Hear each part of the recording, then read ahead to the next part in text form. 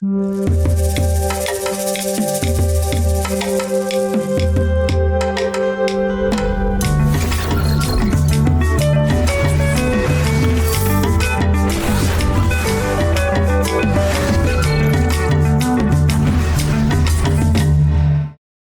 gracias a quienes nos ven. Abrimos de nuevo nuestra tercera temporada de Le Copia la Inspiración. Mi nombre es Samuel Coronado y hoy estoy acompañado de una mujer poderosa, tremenda, maravillosa, Marta Andrade. Ella viene de Samaniego, Nariño. Y ella es docente, es educadora, pero no una educadora cualquiera, es una educadora de paz. Y aquí es donde yo me emociono mucho porque yo me considero un educador de paz, ya llevo muchos años en esto y encontrarme con una colega no solo de licenciada, sino también de la paz, pues es un honor. Marta, ¿cómo estás? Bienvenida. Muchas gracias, estoy muy contenta de estar acá para contar, ¿no? Para visibilizar también el trabajo que estamos haciendo en nuestro municipio y específicamente en la institución educativa Policarpa Salabarrieta.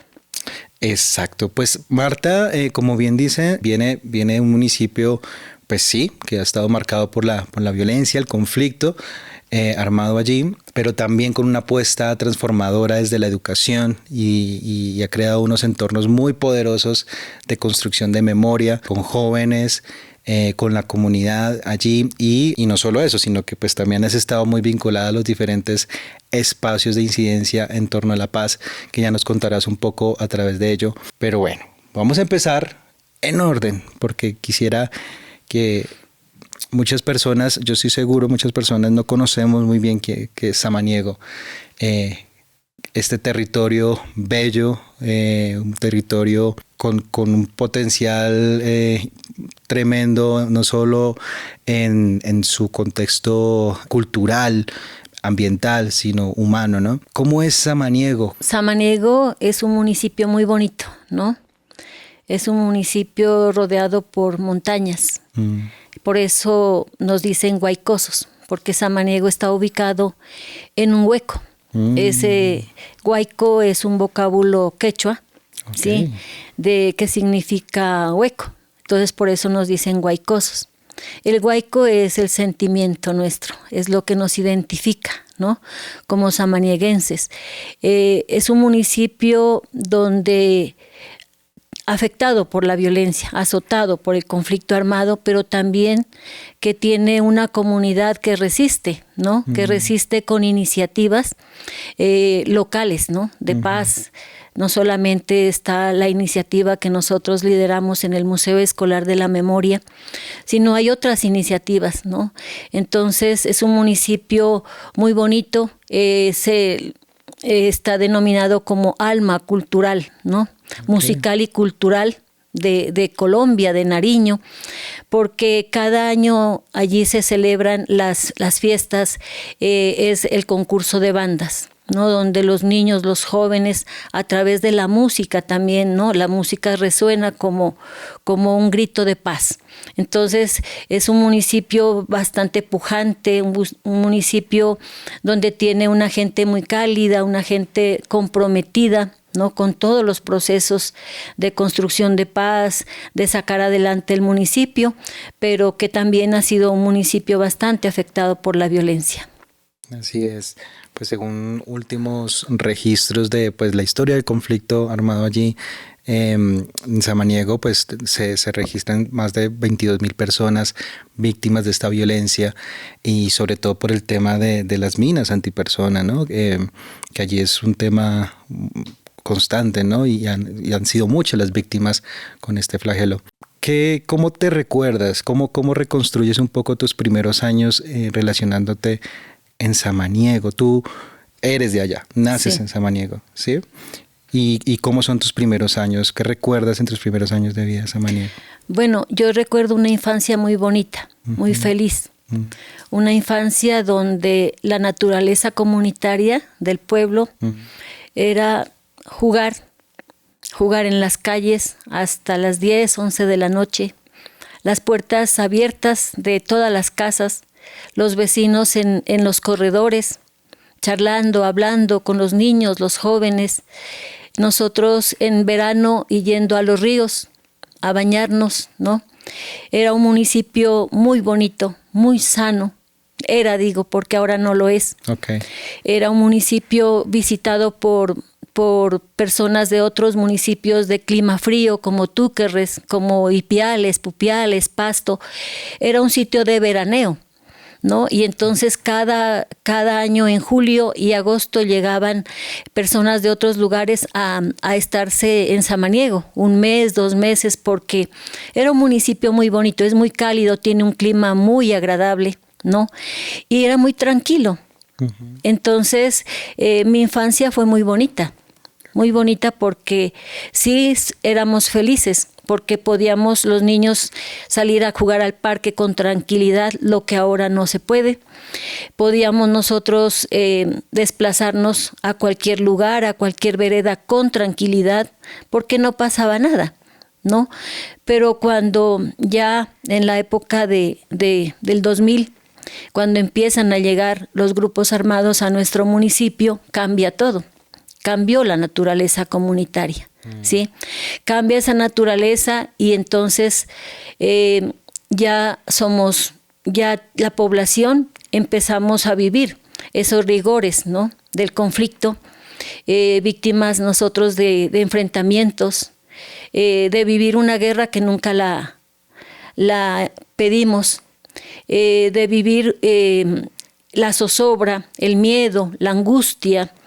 Entonces desde ese momento Samaniego cambia y por eso hoy es un municipio que, a pesar de que la comunidad, la gente, los hombres, mujeres, jóvenes, hemos luchado, hemos trabajado para cambiar como ese estigma que tiene, porque ha sido estigmatizado, calificándolo como zona roja, como pueblo guerrillero, donde cuando nosotros nos movilizamos a otros lugares de Samaniego, por ejemplo a Pasto, no podemos decir que somos de Samaniego porque son las requisas y la estigmatización tan grande que hay hacia los pobladores samanieguenses. Y en otros lugares tienen una visión, un imaginario de que Samaniego es un municipio conflictivo, de que todos somos guerrilleros, de que todos somos malos, de que allí todos somos narcotraficantes, pero eso no es así. No, eso no es así. La mayoría somos gente buena, gente que nos gusta trabajar, y gente que nos duele nuestro pueblo, y por eso estamos apostándole a este camino de la memoria, de la paz, ¿no? De la reconciliación. Entonces podría decir que hay 2 momentos, pero mi niñez sí fue muy feliz. Okay. Esto que mencionas me parece que es muy poderoso, porque lo hablé en algún momento en otro episodio del podcast con otra persona que acentuábamos mucho este tema de la estigmatización, como también le quita humanidad a los territorios, ¿no? Hay muchos lugares de Colombia que apenas son mencionados, la primera palabra en relación a ellos, pues es, ¿no? Zona de guerra, zona de conflicto, zona de violencia.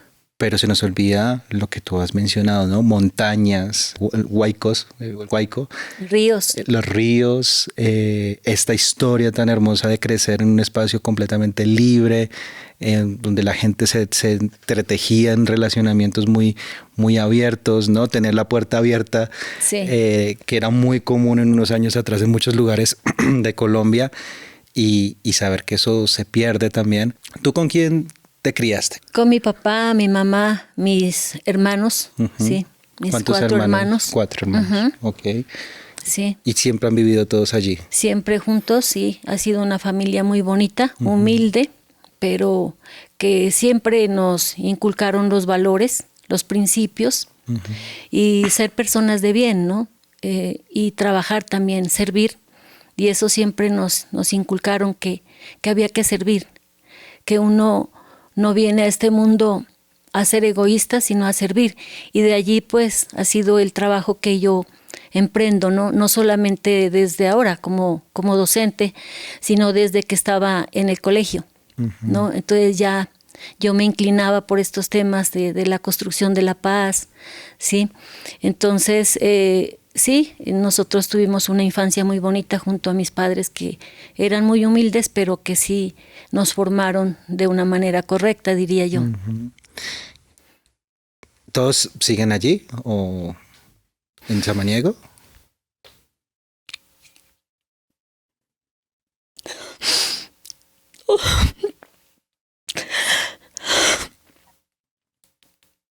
Perdón. Tranquila, tranquila. Desafortunadamente no. El 15 de mayo del 2022, mi hermano mayor, Afranio, fue secuestrado. Lo secuestraron en la vía de Samaniego a Túquerres. Hombres armados llegaron y lo llevaron.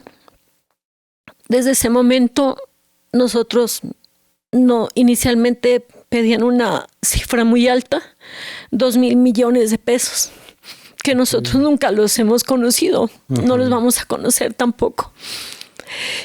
A raíz de eso comienza nuestro sufrimiento, nuestro dolor, porque yo siempre les decía a las víctimas que yo sentía lo que ellas sentían, porque siempre he acompañado a las víctimas, siempre he estado ayudándoles y acompañándolos en todo ese dolor que tienen que ellas, gracias, que sufrir.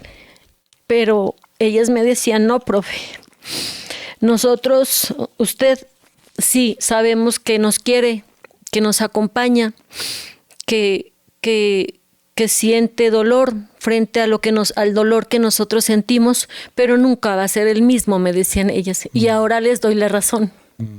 Les doy la razón porque sí, este dolor es único, este dolor es muy grande, ¿no? Y yo digo, y esto a mí como que me ha impulsado a trabajar más todavía por la memoria, porque yo sé que la memoria permite que no olvidemos a nuestros seres queridos, que no se queden en el olvido. Que bueno, desapareció, lo mataron, pero ya no. Para uno como familiar no desaparece, nunca se olvida, ¿sí? Está más latente, sobre todo en el caso nuestro, de mi familia. Nosotros todos los días pedimos a Dios que regrese mi hermano. Mi mamá sufre mucho, sus hijos, su esposa. Esto es muy doloroso. Esto es muy doloroso para cualquier familia. Entonces yo digo, esto tiene que impulsarnos a todos y a sensibilizarnos, ¿no? Que esto nunca le pase a otra persona. Por eso nosotros empezamos a entender qué importante era la memoria, ¿no? Y yo como docente empecé a entender qué importante era la memoria para la construcción de la paz. Y a mis niños y a mis estudiantes, yo siempre les digo, mire, nosotros estamos aquí para construir, para transformar. Ustedes pueden ser seres transformadores, porque es que realmente no puede ser una cifra más. Un desaparecido, una persona que cae en una mina, una persona que ha sido víctima de violencia sexual, de reclutamiento forzado, un niño, no puede quedar como una cifra más, porque detrás de esa cifra hay una vida, hay un sueño roto, hay una familia, ¿sí? Y entonces eso es lo que está sucediendo hoy con nosotros. Nosotros esperamos y tenemos la esperanza de que mi hermano va a volver, ¿sí? Y que así como mi hermano va a volver, también otras personas. Por eso ahorita que tenemos este proceso de diálogo territorial en Nariño, con Comuneros del Sur, hemos estado allí, pendientes con mujeres buscadoras, con las víctimas, para poder hacer incidencia y lograr, ¿no? Encontrar a nuestros seres queridos. Entonces, es muy doloroso tener a una persona, a un hermano, a un familiar desaparecido. Pero nosotros no hemos cesado en la búsqueda, nosotros continuamos. Hemos continuado, por ejemplo, ahorita en la mesa de diálogo hemos hecho incidencia, personalmente lo he hecho, solicitando, ¿no? que una muestra y un gesto humanitario de parte de Comuneros del Sur sería que ellos digan dónde están los desaparecidos, ¿no? Dónde están las fosas, por lo menos para nosotros como familiares, si nuestros familiares no están vivos, por lo menos poder encontrar sus restos y descansar. Y decir, bueno, ya, estos son los restos de mi hermano y ya vamos a descansar. Pero de lo contrario, no, eso es una incertidumbre, es una angustia todos los días, pensar qué pasa con él, cómo estará, si estará bien, si está vivo, si está muerto. Entonces, así como mi historia, hay 407 historias en Samaniego. 407 desaparecidos. 407 desaparecidos en Samaniego. Y que esos son 407 personas desaparecidas, pero al tiempo 407 familias en un ejercicio de búsqueda, de zozobra. Tú en algún momento mencionabas en conversaciones que hemos tenido antes con otra escuela, que me parecía muy potente, porque decías no solo es buscarlos, sino buscarnos, ¿no? que esa es la labor de las personas buscadoras, ¿no? Sí. Porque también hay algo de cada quien, de quienes aún están en la búsqueda, que también está perdido, ¿no? En ese ejercicio. Marta, honrar mucho tu lucha, tu resistencia, tu esperanza, porque eres mensajera, un puente para muchas otras personas en Samaniego, que, como tú dices, están en este ejercicio de búsqueda y que sabemos en un buen número, de una buena proporción, son mujeres, ¿no? Mujeres buscando a sus familiares. Creo que ahí hay una reflexión importante frente a lo que significa ser una mujer en medio de la guerra, ¿no? ¿Cómo ves esto del flagelo que viven las mujeres en la guerra? Porque pues sabemos, han sido consideradas botín de guerra, han sido consideradas, no consideradas, se hace así, ¿no? Se han convertido en botín de guerra, pero también queda pues todo lo que viene con ello, ¿no? El tema emocional, el tema del abuso también. O sea, hay muchas cosas que vienen con ello cuando hablamos de la guerra y cómo la vive una mujer. Tú ¿cómo ves esto? ¿Qué análisis has hecho en tu ejercicio de resistencia? Sí, en Samaniego tenemos 2 organizaciones de mujeres buscadoras, son Asbisub y Abafer. Yo he conocido de cerca, ¿no?, las historias de ellas también, porque trabajamos juntas, y hoy pues que también soy mujer buscadora, entonces trabajamos juntos con ellas, y realmente si se trata de el tratamiento, ¿no?, de las mujeres en el marco del conflicto armado, ha sido muy grave. Hay aberraciones contra las mujeres, ¿no? Nosotros, por ejemplo, en el libro Tejiendo la Memoria de Nuestro Pueblo, tenemos historias documentadas de mujeres que han sido víctimas de violencia sexual, ¿sí? Que han sido, bueno, víctimas de muchos hechos, ¿no? Pero que de pronto las mujeres en la guerra somos las que llevamos la peor parte, ¿no? Porque, por ejemplo, cuando al esposo lo matan o al hijo, entonces la mamá se queda con la carga y con la responsabilidad del cuidado de sus hijos, sin trabajo, porque muchas veces esas mujeres no tienen educación. Entonces ellas dependen, ¿no?, del trabajo del esposo. Además de eso, tienen que desplazarse a otros lugares, porque también, además de que les asesinaron, les mataron a su esposo, también los amenazan, y entonces mire que es doble. Son revictimizados, ¿no? Las mujeres son revictimizadas. Entonces, por ejemplo, niñas que han sido víctimas de reclutamiento, ¿no?, forzado, estudiantes que las halagan, ¿no?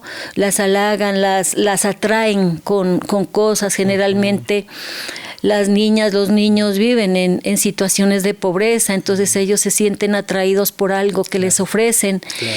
Ellos no piensan con claridad qué es lo que van a hacer, porque no tienen la madurez para eso. Entonces, muchos niños reclutados, niñas reclutadas. Bueno, entonces las mujeres, yo digo, hemos sido como el arma de guerra, ¿no? Como el botín de guerra, pero también las mujeres, y eso es una muestra en nuestro municipio, que somos las que hemos emprendido iniciativas, ¿no? Porque como hemos sido tan afectadas, hemos emprendido iniciativas. Entonces allí está la asociación Abafer, la asociación Asbisub. Entonces están asociaciones lideradas por mujeres, y generalmente pues son mujeres. Entonces, mire lo importante, ¿qué es eso? Por ejemplo, nosotros cuando documentamos la mayor parte de las historias que hemos documentado, yo diría en un 90% son mujeres las que nos han contado sus historias. Así es. Que pierden a sus hijos, que pierden a sus esposos, ¿sí? Entonces, son mujeres. Entonces, mire cómo el conflicto impacta de manera desproporcionada, ¿no? A las mujeres que a los hombres, ¿sí? Bueno, pues ahí insistir en toda mi admiración. Yo lo veo todo el tiempo y digo, es impresionante la capacidad de ustedes cuando se juntan, cuando resisten, cuando activan toda la creatividad y no se conforman con respuestas de un tipo, sino que la verdad, la búsqueda de la verdad, de la justicia, en nombre de ustedes como mujeres, pero también de las personas víctimas, es impresionante y lo admiro y digo, bueno, tenemos mucho que aprender los hombres, tenemos mucho que hacer también para esta transformación, además porque los hombres hemos sido también banderas, hemos estado al frente de estas guerras, seguramente también hemos vivido la violencia, hemos vivido el flagelo, pero también hemos orquestado estas luchas, hemos orquestado muchos de estos choques y bueno, tenemos una responsabilidad grande hacia ustedes, pero también hacia el país, hacia la vida, hacia las otras formas de vida, la naturaleza, hacia la paz. Tenemos mucho que hacer. Vamos a tomar una pausita. Hay historias que nos conmueven, hay historias que nos conectan con la conciencia, hay historias que tienen que ver con el dolor, la tristeza, la rabia, y hay otros que nos conectan también con el amor, la esperanza y la resiliencia. Mi nombre es Samuel Coronado y esto es Le Copia la Inspiración, un proyecto de otra escuela para dialogar con esas iniciativas que en Colombia y, por qué no decirlo, de muchos lugares del mundo nos cuentan de cómo construyen paz.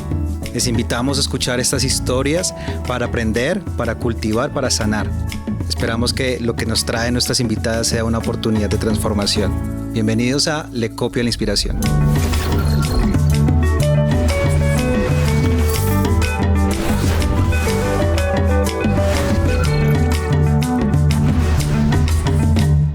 Quería volver un poco en la historia para volver a tu momento en que decides, aunque con lo que nos has contado y me has compartido, me doy cuenta de que ahí está la razón de ser, pero volver un poco a tu decisión de ser docente, de ser maestra y de llegar a la paz, que creo que está muy, muy cerca a lo que ha sido, a lo que nos has ido narrando, y conecto con algo que me parece muy interesante y poderoso, porque yo decía, bueno, si hay algo que tenemos o que reconozco mucho en las personas que son docentes, en el contexto en el que sea, es esa capacidad de resistencia y de buscar transformar, cuidar a las personas que están a su cargo, niños, niñas, jóvenes, adolescentes, comunidad, de resistir, ¿no? Uno podría decir, bueno, más parte porque no se fueron de Samaniego si estaba la cosa difícil,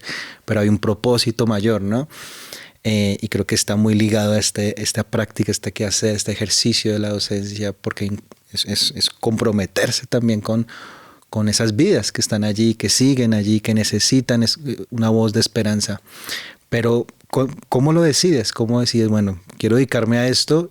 ¿Y cuándo pasa esto de ahora no solo soy docente, sino que soy educadora de paz, constructora de paz? ¿Cuándo pasa eso? ¿Qué recuerdas de esa decisión y cómo empiezas a tener a construir este camino? Bueno, yo puedo dar fe de que cuando uno tiene un buen docente, ¿sí? Que lo inspira a uno, entonces uno también, eso le marca la vida a uno. Y eso también como que le va orientando para uno qué es lo que quiere ser después, ¿no? En el colegio yo tuve un profesor muy bueno, José Muñoz, profesor de filosofía, que era un profesor que aparte de enseñarnos la filosofía también nos enseñaba la vida, lo que nosotros vivíamos, la desigualdad, ¿no? La desigualdad social, esas diferencias tan abismales que había, por qué había tan poquitos ricos, por qué habíamos tantos pobres. Bueno, y eso fue como creando la conciencia, ¿no? No solamente en mí, sino en otros estudiantes. Nos inspiró a leer mucho, a Marx, a Engels. Entonces nosotros íbamos como tomando esa línea, ¿no? Cuando yo dije, no, yo no quiero estudiar, inicialmente quería estudiar psicología, pero luego dije, no, mejor voy a estudiar ciencias sociales, porque esto es lo que a mí me gusta. A mí me gusta trabajar con la gente, con la comunidad. Me dolía lo que vivía la gente, o sea, yo no era indiferente, el sufrimiento, la pobreza, bueno, todo lo que vivía la comunidad. Entonces yo decía, si yo puedo ayudar a través de las ciencias sociales, lo puedo hacer. Entonces me incliné por estudiar ciencias sociales y soy feliz, y si vuelvo a nacer nuevamente volvería a estudiar ciencias sociales, porque esto es lo que a mí me dio las herramientas, ¿no? La parte, los fundamentos, porque de pronto ya tenía como esa decisión de vida de querer trabajar con la comunidad, de querer acompañarla, ayudarla, pero la universidad me da las herramientas, los fundamentos para hacerlo mejor. Entonces, por eso estudié ciencias sociales y hoy trabajo como docente en ciencias sociales en mi institución. El Policarpa Salabarrieta. Institución Educativa Policarpa Salabarrieta. Ajá. Muy bien. ¿Y cómo nace, cómo te encuentras con esto de recuerdos de Mihuayco, que es la escuela de memoria? Es la escuela de memoria, ¿cierto? Aquí ahí tengo para que lo puedan ver. Voy a ponerlo así, para quien está viendo allá y para allá. No sé acá. Aquí está, me lo compartías. Muchas gracias por este regalo. Ese es uno de los productos que han salido de allí, de este espacio de construcción de memoria, y que era el que mencionabas, donde aquí hay varias historias de las personas, de lo que tejen en el ejercicio de memoria, de mujeres, ¿no? Sobre todo de mujeres. ¿Cómo nace la escuela? ¿Y cómo empiezas a ver esta iniciativa en relación a la institución educativa, pero también a la comunidad? Sí, desde que inició a trabajar, trabajé en el sector rural, 6 años, perdón. Allí pues yo también trabajaba con población, con estudiantes campesinos, netamente campesinos. Un lugar donde fue el primer lugar donde llegan las guerrillas por primera vez a Samaniego. Sí. Entonces, mira, todas esas cosas se van como uniendo, y además pues por mi vocación del trabajo por la paz, me he conectado con organizaciones como Red de Paz, bueno, ¿no? Entonces, desde allí hemos venido nosotros trabajando, y siempre con los estudiantes, así no nos mire nadie, allá arriba en la vereda, cuando había un hecho del que había que protestar, nosotros así nos íbamos al cruce de la carretera y hasta el colegio, por lo menos hacíamos una marcha. Claro. Así no nos mire nadie. Pero los estudiantes, ya quedaban los estudiantes que no podía quedarse uno callado. Entonces, lo que iniciamos pues, con actividades, por ejemplo, en la Semana por la Paz trabajábamos lo que era el árbol de la memoria, el mapa de la memoria, el muro de la memoria, hacíamos actividades pedagógicas para la paz, por ejemplo, a las víctimas se les pedía sus foticos de sus seres queridos que habían desaparecido, que habían sido víctimas del conflicto, y ese día se hacía como un álbum allí para que todos, para como refrescar la memoria de la comunidad. Y no se los olvide, que no se los olvide. Entonces los muchachos trabajaban mucho en eso. Luego este trabajo se consolida, se consolida cuando fuimos convocados por el Centro Nacional de Memoria Histórica para ser capacitados en pedagogía de la memoria. Donde participamos varios docentes del municipio de Samaniego. Y pues la única que salió con proyecto fui yo, ¿no? Entonces el Centro Nacional de Memoria junto con OIM hacen una convocatoria, nosotros nos presentamos, porque ya habíamos venido trabajando, pero no habíamos tenido recursos, sino como con lo nuestro. Entonces financian el proyecto, inicia el proyecto, entonces inicia un proceso antes de eso, pero nosotros ya nos preguntábamos en el aula de clase, hacíamos memoria colectiva. Entonces los niños iban, hablaban con sus abuelitos, les preguntaban cómo era Samaniego antes, quién lo fundó, quiénes habían intervenido para su creación. Bueno, toda la historia colectiva del municipio, ¿no? Pero no nos habíamos entrado en la memoria en el marco de conflicto armado. Entonces de allí surge un librito, un producto que se llama Samaniego, qué lindo eres. Y luego surge otro libro que se llama Samaniego, todo escrito por los estudiantes, con investigaciones hechas por los estudiantes con sus abuelitos, con sus papás, con la comunidad. Luego surge un libro que se llama Samaniego, Territorio de Paz. Cuando ya en el 2016, nosotros, cuando ya capacitados en el tema de la memoria, entonces nos empezamos a preguntar en las clases, ¿no?, de ciencias sociales.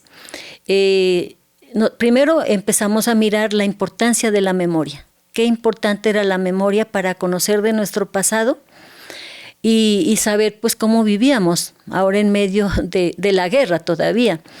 Entonces empezamos con los niños a preguntarnos, ¿qué pasó en Samaniego? En el marco del conflicto armado, ¿por qué pasó en Samaniego eso? O sea, empezar a conectarlos a los estudiantes con su contexto, con su medio. Solamente nos vamos a dedicar a memorizar datos, hechos, fechas, lo que pues un profesor de sociales lo hace, o replicar, o seguir un texto guía. ¿No? La historia de Europa, ¿no? La historia de la Revolución Francesa, no, como cosas que no tienen que ver con... Sí, o sea, es como repetir algo que está dado, o sea, una historia que ya está dada. Y que no es propia, ¿no? Sí, entonces nosotros empezamos a trastocar, a trastocar esa forma de estudiar la historia. Entonces nosotros dijimos, no, ¿por qué nosotros tenemos que estudiar guerras de otros países y nunca los niños van a ir a esos países? Los niños decían ¿por qué? Y a ellos se les iba a olvidar porque eso no iba a ser un aprendizaje significativo. Entonces dijimos nosotros, ¿por qué si tenemos tanta violencia, por qué vamos a estudiar hechos de otros lugares si tenemos la violencia aquí? ¿Por qué no estudiamos el conflicto, la violencia de nuestro municipio? ¿No? Para saber cuáles fueron las causas de ese conflicto. Claro. ¿Qué es lo que está pasando? Entonces empezamos a entender que para eso la memoria era importantísima. porque había que recuperar todo lo que había sucedido en Samaniego. Claro. Entonces nosotros empezamos a entender esa importancia de la memoria y a cambiar esa historia de bronce que a uno ya le dan esquematizada ya, y entonces para que los niños no tengan una versión única y definitiva de la historia, sino tengan una versión diferente. Claro. De acuerdo a lo que ellos han vivido. Claro. Porque la historia que nosotros vivimos no es la historia memorística, sino una historia que se estudia con los sentidos. Porque nosotros en el museo, allá tocamos la violencia, la sentimos la violencia, la vivimos la violencia. ¿Por qué? Porque muchos estudiantes son protagonistas de sus propias historias. Claro. Entonces, mire esa historia de diferente que es, ¿sí?, tan significativa, que es transformadora. Es una historia transformadora, que transforma. Yo hablaba con Bianca y le decía, estoy satisfecha, ¿por qué? De mi labor como docente, porque nuestros estudiantes, los que han participado en el semillero de investigación, en el semillero de memoria, ellos hoy son unos líderes en la universidad y siguen trabajando la memoria. Siguen trabajando la memoria en la universidad y eso les ha servido para hacer sus tesis de grado, sus trabajos, ¿sí? Y entonces, mire, es una historia transformadora, ¿sí? Entonces, para nosotros ha sido muy, satisfactorio. Y vemos que vamos por el camino correcto, ¿sí? Porque ya podemos contar, por ejemplo, con una historia, una versión que nos cuentan la historia de los vencedores y no los vencidos. Entonces no hay producción, pero mire, nosotros producimos. Excelente. Acá nosotros hacemos historia. Los niños, los estudiantes son sujetos históricos. Los estudiantes transforman el conocimiento. Entonces, para nosotros trabajar la memoria ha sido lo más grande. Y pensamos, y yo como docente estoy convencida que la memoria es la mejor aliada para la paz. Sin memoria no podemos conocer la verdad. Mira, cuando nosotros documentamos esas historias de dolor que son dolorosas, tristes, conocemos la verdad de los hechos. Las víctimas a nosotros nos dicen, por ejemplo, nunca a nosotros nadie nos ha preguntado sobre nuestro dolor. Ustedes, estudiantes, ustedes, niños, les dicen, se han preocupado. Y ya me quedo contenta porque, dicen las mamás, porque ya mi historia se va a conocer y no va a quedar en el olvido. Y sé que alguien se preocupó por nosotros. Entonces, mire, eso es transformar el conocimiento, ¿no? Claro. Ha sido muy gratificante este trabajo. Entonces, este camino pues fue muy bonito, empieza así, y el resultado de esta investigación, porque inicialmente el proyecto de investigación se llama Tejiendo la memoria de nuestro pueblo para no olvidarla. Es un tejer, pero el producto principal de esta iniciativa de memoria es el museo escolar. Nosotros lo que dijimos fue, vamos a hacer este proyecto, ¿para qué? Esta iniciativa para crear un museo, pero no un museo donde se colocan objetos, cosas sin sentido, sino un museo que sea emotivo, que sea sensible, que toque, que interpele, que cuando las personas lleguen a visitarlo, interpele y ellos se sientan reflejados en las historias que encuentran allí, se sientan reflejadas sus historias también. Y eso es dignificar, ¿no es cierto? Eso es dignificar a las víctimas. Eso es luchar contra el olvido. Eso pienso yo que es reconciliación, ¿no? Eso pienso que es construcción de paz, ¿no? Porque estamos dignificando. Por ejemplo, el museo es para nosotros, y lo hemos constatado, el museo es un espacio de reparación simbólica para los samanieguenses, para la comunidad, ¿sí? Porque ellos sienten allí que sus historias no se van a quedar en el olvido, que se van a conocer, y el único propósito que nosotros hemos tenido es que esas historias dolorosas esas historias de sufrimiento no se vuelvan a repetir, que otros samaniguenses no vuelvan a ser víctimas, ¿no? de ese dolor. Entonces, para eso nosotros lo hacemos, para la no repetición. Yo quería también aquí, en esta parte del museo,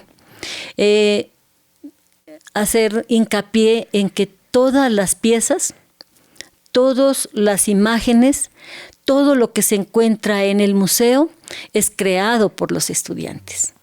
Ellos son los protagonistas, ellos son los gestores y gestoras de las memorias locales, ¿sí?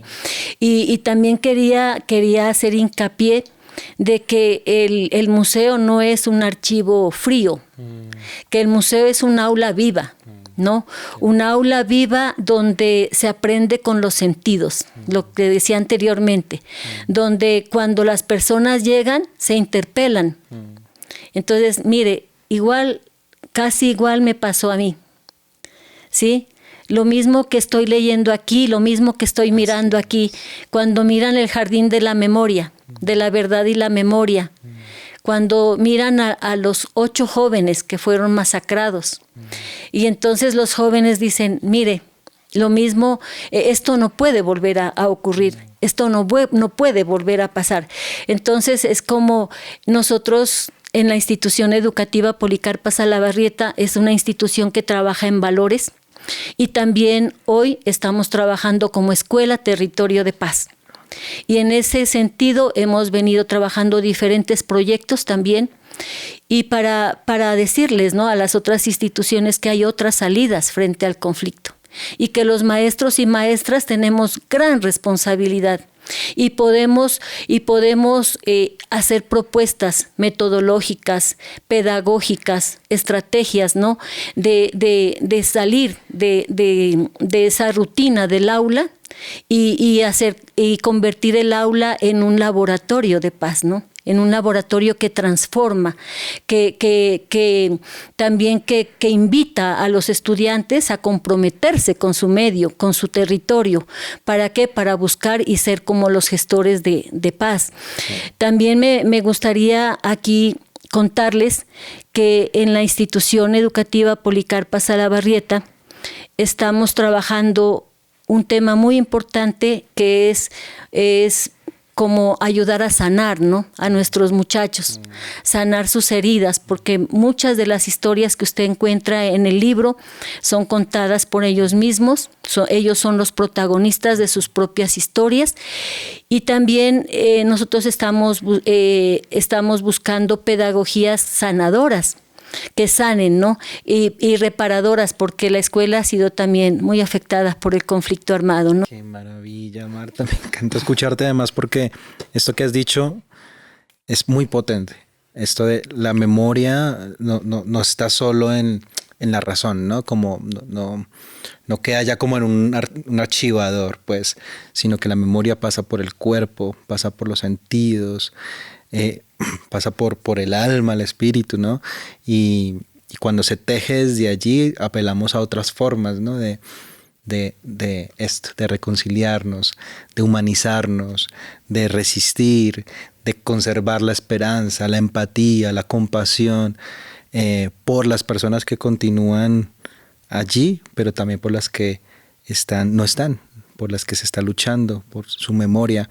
Y creo que eso es un mensaje potentísimo, porque a veces creemos que solo la consigna es somos un país en conflicto, ¿no? Somos un país de muchos años de guerra, pero eso desdibuja lo micro, ¿no? Lo que está pasando en los territorios, los tejidos entre las personas, las vivencias entre las personas, porque queda ya en una cosa por allá muy ambigua, ¿no? Siento que a veces cuando se habla del conflicto, pues es que así es, ¿no? Pero se nos olvida que hay personas, hay vidas, hay amores, hay muchas cosas en juego cuando se habla de la guerra, y como tú lo has dicho, yo creo que plasmarlo en un ejercicio como este de memoria, tal cual dignifica y restaura y da pistas creo que da pistas de lo que hay que hacer. Y eso me parece que es maravilloso, y gracias por tejerlo y gracias por convertirlo en esto, porque se mueve, ¿no? Ya lo tengo yo, a Samaniego, a Samuel, pero también a otra escuela y a otros lados, y yo creo que esto es lo que hay que seguir tejiendo. ¿Cómo te has sentido en este rol también de ser gestora de paz? Bueno, para mí es algo muy grande, ¿no? Poder contribuir, ¿no? Poder contribuir a la construcción de la paz de un pueblo que tanto lo necesita. Samaniego necesita muchas personas, muchas voces, muchas voluntades para restaurarlo, porque realmente está roto, ¿no? Ese tejido social está fragmentado, y eso necesita muchas voluntades. ¿Para qué? Para volverlo a reconstruir, volverlo a tejer. Por eso nosotros le colocamos tejiendo. Entonces tenemos que tejer un samaniego como el samaniego que teníamos antes, ¿no? Para heredarles a nuestros nietos, a nuestros hijos y a las nuevas generaciones un samaniego más vivible. Un samaniego donde se respete la vida, un samaniego donde pueda vivir la gente con tranquilidad, donde los niños puedan vivir su infancia felices, porque a eso tenemos derecho, donde las personas podamos transitar tranquilas por nuestro municipio sin ningún reparo, sin ningún miedo, donde los campesinos puedan transitar por sus montañas, por sus campos, sin el peligro y el miedo de caer en una mina, sin el peligro de quedar en un enfrentamiento, en una emboscada por los combates territoriales que se hacen entre los grupos armados, porque realmente la población civil es la que lleva la peor parte. Entonces yo pienso que todas esas cosas es como, no sé, ¿no? Es como un llamado que le hace, y es un deber ciudadano, diría yo.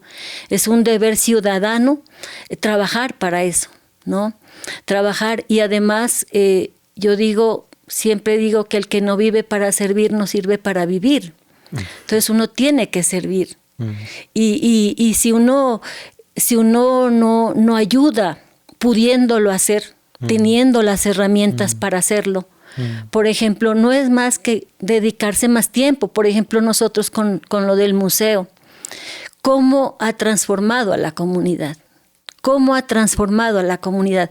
Entonces, eso es como un deber, ¿no? Como ciudadanos amanieguenses, trabajar por la paz y ver y heredar a las nuevas generaciones un territorio de paz, ¿no? Que sea un territorio de paz. Ese es nuestro sueño. Qué bueno, me alegra mucho escucharlo, y ya me estás dando pistas con la pregunta que te quería hacer, ya a punto de cerrar, y es eso, si ves posible la paz, si crees que la paz es posible en Samaniego, en Nariño, en Colombia, en el mundo, ¿crees que podemos construirla? ¿Hay pistas para lograrlo? Yo creo que sí, ¿no? Yo creo que sí, porque los buenos somos más. Los buenos somos más, y porque hay mucha gente conectada. Miren ustedes con Corporación Otra Escuela, qué bonito trabajo, ¿no? De visibilizar todas esas experiencias de construcción de paz, de memoria, que se están desarrollando en todo el país. Porque no solamente es la institución educativa Policarpa Salabarrieta, hay otras instituciones que trabajan, muchas instituciones que trabajan. Entonces, yo creo que sí, pero esto es un proceso, ¿no? Exacto. Esto es un proceso que tenemos que iniciarlo y que tenemos que trabajarlo, porque si no se trabaja, pues no podemos esperar a que nos llegue la paz desde arriba. La paz se teje en los territorios. Nosotros hemos dicho, la memoria se teje en los territorios. La paz se escarba en los territorios, ¿no? Porque ahí es donde está, donde están las víctimas, donde el conflicto ha arreciado más, donde ha afectado más. Entonces, ¿quién más para querer la paz que las personas que han sido más afectadas, ¿no? Por el conflicto? Entonces, yo por eso siempre digo, aparte de haber mucho sufrimiento, mucho dolor, la comunidad se levanta, ¿no? Se levanta con dignidad, con fortaleza para seguir con sus proyectos de vida. Por ejemplo, nosotros tenemos y trabajamos con víctimas, no solamente las documentamos, sino que hacemos un vínculo con ellas, ¿no? Seguimos trabajando, dando apoyo psicosocial, autocuidado, seguimos tejiendo como haciendo ejercicios de memoria y también de sanar, ¿no? De ayudarles a sanar a través de los bordados de las colchas, ¿sí? Para tejer diferentes miradas. Entonces, seguimos en ese trabajo. Yo digo, así sea poquito lo que uno haga, pero ya va haciendo, ya va llenando como el costal de la paz, ¿no? Que queremos todos. Entonces, poquito a poquito todos vamos contribuyendo y yo creo que sí. Hay mucha resistencia, ¿no? A la paz.